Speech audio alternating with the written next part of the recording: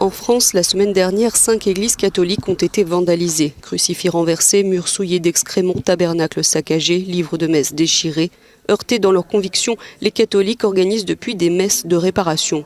Ils étaient plusieurs centaines à Nîmes dans le Gard ce mercredi soir, une semaine tout juste après la profanation de la petite église de Notre-Dame des Enfants. Après un rite pénitentiel pendant lequel l'eau bénite est aspergée sur l'autel, la nef et l'assemblée, catholiques et habitants du quartier ont avoué que la blessure mettrait sans doute longtemps à se refermer.